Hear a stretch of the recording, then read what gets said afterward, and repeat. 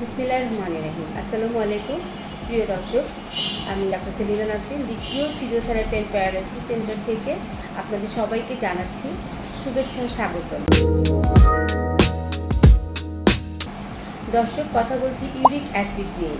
Uric acid কি? Uric acid হচ্ছে আমাদের শরীরের যে পিউরিন মেটাবলিজম হয় তার একটি প্রোডাক্ট, যেটি আমাদের শরীরে থাকা এই পিউরিন মেটাবলিজম হওয়ার জন্য দরকার। কিন্তু যদি এটার পরিমাণ বেড়ে যায়, যেমন মেয়েদের যদি 6-এর থেকে বেশি আর ছেলেদের যদি 7-এর থেকে বেশি হয়, তাহলে এটি আমাদের শরীরে এক ধরনের আর্থ্রাইটিস তৈরি করে, যে আর্থ্রাইটিসের নাম হচ্ছে গাউটি আর্থ্রাইটিস।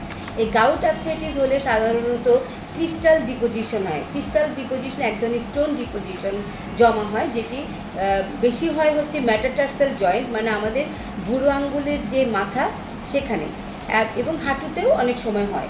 এই ইউরিক অ্যাসিড আমাদের শরীরে বেড়ে যায় কেন?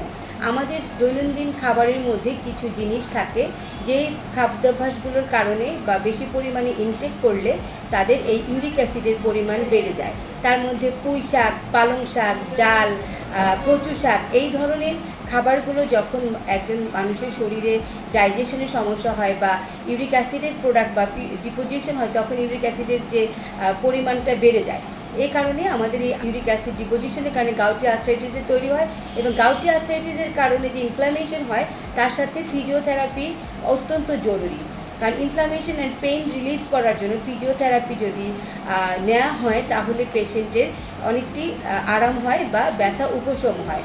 এখানে ফিজিওথেরাপির ভূমিকা অসম্ভব জরুরি, কারণ ফিজিওথেরাপি যদি না নেওয়া হয়, শুধু অ্যান্টি ইনফ্লামেটরি ড্রাগস অথবা ইউরিক অ্যাসিড কমানোর যে ওষুধ আছে সেখানে তার হয়তো ইনফ্লামেশন হয়তো কিছু কমবে, কিন্তু ফাংশনালি এডুকেশন বা ফাংশনালি থেকে কমফোর্টনেস বা চালু করার জন্য ফিজিওথেরাপি অত্যন্ত জরুরি। ফিজিওথেরাপি এখানে ইমোবিলাইজড যে ছিল এবং রেঞ্জ অফ মুভমেন্ট যে কম ছিল, বা ইনফ্লামেশনের কারণে যে অ্যাডহেশন হয়েছিল, কন্ট্রাক্টার ছিল, জয়েন্ট যে ফ্রিনেসটা, জয়েন্টের যে মুভমেন্টগুলো যে ক্লামজিনেসটা ছিল, জড়তা বা অসারতা ছিল, সেই জিনিসগুলো দূর করার জন্য ফিজিওথেরাপি অত্যন্ত জরুরি। প্রান্ত ইউরিক অ্যাসিডের পরিমাণ আপনাদের শরীরে যাদের বেড়ে গেছে, তারা অবশ্যই ইউরিক অ্যাসিড কমানোর জন্য অ্যান্টি ইনফ্লামেটরি ড্রাগস, মানে যে কোনো পেইন কিলার বা ইউরিক অ্যাসিড ফেভোক্সিন গ্রুপের এই ওষুধগুলো আপনারা খেতে পারেন। কিন্তু পাশাপাশি ফিজিওথেরাপি অত্যন্ত জরুরি। ফিজিওথেরাপিস্টের সাথে যোগাযোগ করবেন, যেন ফিজিওথেরাপিস্টের মাধ্যমে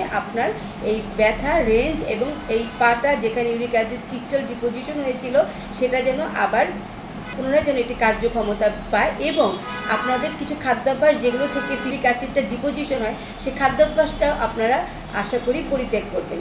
তো আজকে আমি বলতে চেষ্টা করেছি যে ইউরিক অ্যাসিড কী এবং ইউরিক অ্যাসিডের সাথে ব্যথার কী সম্পর্ক, এবং ব্যথার সাথে ফিজিওথেরাপির চিকিৎসার কী সম্পর্ক। আশা করি আপনারা ভিডিওটি দেখবেন এবং আপনাদের উপকার হবে। ধন্যবাদ সবাইকে। আসসালাম।